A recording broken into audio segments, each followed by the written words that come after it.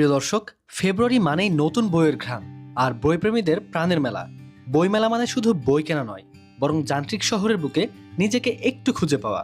যারা বই ভালোবাসেন কিংবা যারা শুধু একটু খোলা আকাশের নিচে ইট পাথরের কারাগার থেকে মুক্তি খুঁজছেন, তাদের সবাইকে স্বাগতম আমার 21শে বইমেলার এই ভিডিওতে। এবারের মেলায় নতুন বইয়ের পাশাপাশি দর্শনার্থীদের জন্য রয়েছে দারুণ সব আয়োজন। আজকের ভিডিওতে এই পুরো মেলাটাই আপনাদেরকে ঘুরে ঘুরে দেখাবো। আর এই পবিত্র রমজানেও বইমেলার পরিবেশ যা দেখছি তা এক কথায় অসাধারণ।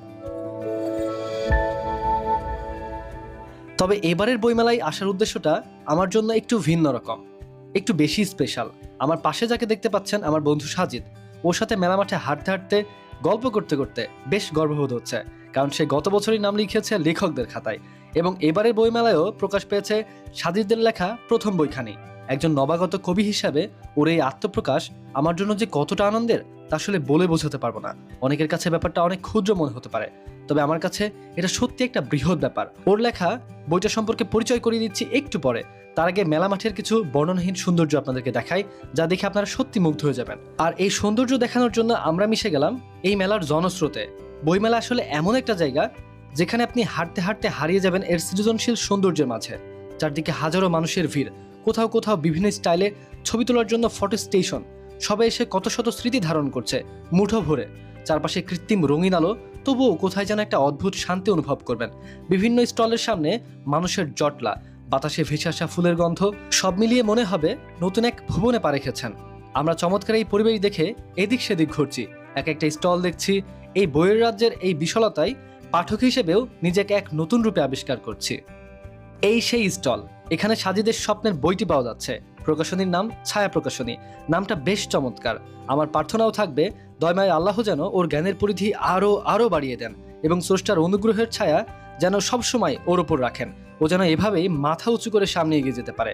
আপনারা আসলে অবশ্যই সাজিদের বইয়ের পাশাপাশি আরো অনেক বিখ্যাত বই পেয়ে যাবেন। তো আর দেরি কেন, চলে আসুন ছায়া প্রকাশনীতে। মেলা থেকে বইটা সংগ্রহ করলে আপনারা কত পার্সেন্ট পর্যন্ত ডিসকাউন্ট পেতে পারেন, চলুন আমরা সরাসরি সাজিদের মুখ থেকেই শুনি। আচ্ছা, এটা অনেক শুভকামনা তোমার জন্য। ঠিক আছে, ধন্যবাদ, তোমার জন্য শুভকামনা। আর মূল বিষয় হচ্ছে তোমার বইটা যেখানে পাওয়া যাবে, স্টল নাম্বারটা একটু বলে দেবা, ঠিক আছে? আচ্ছা, স্টল নাম্বার হচ্ছে এটা ছায়া প্রকাশনী, স্টল নাম্বার 751-52। ভালো।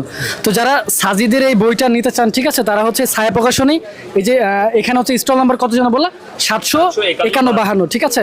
তো আমি মনে করি যে একজন নবাগত কবি হিসেবে সে যা লিখেছে ভালোই লিখেছে। আর বিশেষ করে একজন লেখকের বই কেনা উচিত তার ব্যক্তিত্ব দেখে। তো আমি সাজিদকে চিনি অনেক দিন ধরে, ওর ব্যক্তিত্ব খুবই মধুর এবং খুবই চমৎকার। আমার মনে হয় যারা আমার বন্ধুদের মধ্যে বন্ধুদের মধ্যে যারা এই ভিডিওটা দেখছো, তারা অবশ্যই বইটা নিতে চলে আসবা। অথবা যারা বইটা হোসেনাবাদ থেকে সংগ্রহ করতে চাচ্ছ, তারা স্বাধীনের সাথে যোগাযোগ করতে পারো, ঠিক আছে? হোসেনাবাদ থেকে যারা নিতে চাচ্ছ বা কুষ্টিয়া থেকে, তারা স্বাধীনের সাথে যোগাযোগ করতে পারো, ঠিক আছে? কিছু মিছু কবিতা, এই বইটা এখন যদি এই মেলা থেকে সংগ্রহ করো তাহলে কিন্তু কত পার্সেন্ট ডিসকাউন্ট থাকছে? আমার রেফারেন্স হলে 50% ডিসকাউন্ট।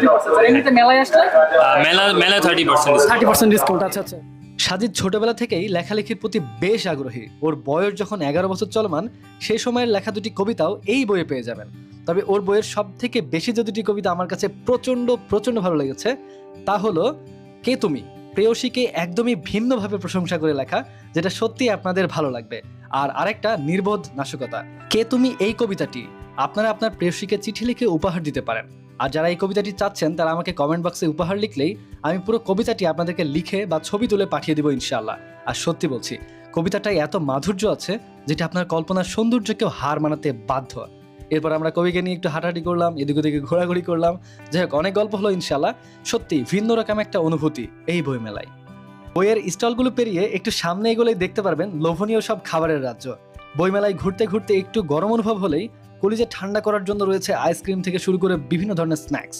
আর তার পাশাপাশি এখানে তো রয়েছে জমজমাট সব গেমিং অ্যাক্টিভিটিস, যেখানে হাজার হাজার দর্শনার্থীদের উপচে পড়া ভিড়। পাশাপাশি আপুদের জন্য রয়েছে কসমেটিক্সের বিভিন্ন ধরনের আকর্ষণীয় সব কসমেটিক্স কালেকশন, যেগুলো দেখলে না কিনে ফিরে আসা দায়। তবে এসব হট্টগোল প্রিয়ে একটু সামনে গেলেই এমন কিছু দোকান দেখবেন যেখানে আসলে পণ্য নয়, ভালোবাসা বিক্রি হয়।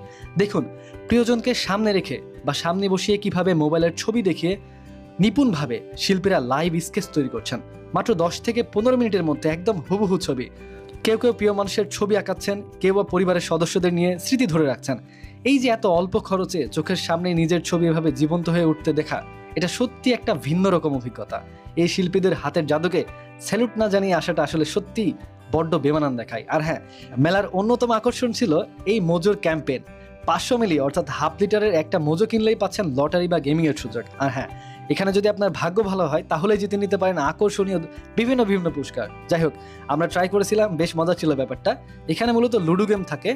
এই লুডোর গুটি আপনাদেরকে 2টা মিলে মানে আসলে 10-এর উপরে উঠাতে হবে, তাহলে আপনারা পেয়ে যেতে পারেন আকর্ষণীয় সব পুরস্কার। যাই হোক, ভিডিওর শেষের দিকে এসে মেলার এই দৃশ্যটা দেখুন। চারিদিকে সুন্দর এই লাইটিং বেলুনগুলো কিন্তু বেশ ট্রেন্ডিং, বাচ্চারা তো বটেই, বিশেষ করে মেলায় আসা সুন্দরী আপুরাও কিন্তু এই বেলুনগুলো নিয়ে বেশ এক্সাইটেড। দেখে বোঝা যাচ্ছে যে তারা কতটা হ্যাপি। বেলুনের আলোয় আলোয় মেলার পরিবেশ আর সুন্দরী আপুদের হাসি দুটোই কিন্তু বেশ মানিয়েছে, তাই না? যাই হোক, আপনাদের কাছে কেমন লাগলো, মানে কোনটা বেশি ভালো লাগলো, সুন্দরী আপুদের দেখে নাকি এই লাইটিং বেলুন নাকি মেলার পরিবেশ? অবশ্যই কমেন্ট করে জানাবেন। আজকের মতো বইমেলার এই রঙিন স্মৃতি নিয়েই বিদায় নিচ্ছি। দেখা হবে নেক্সট কোনো ভিডিওতে। টাটা, আল্লাহ হাফেজ।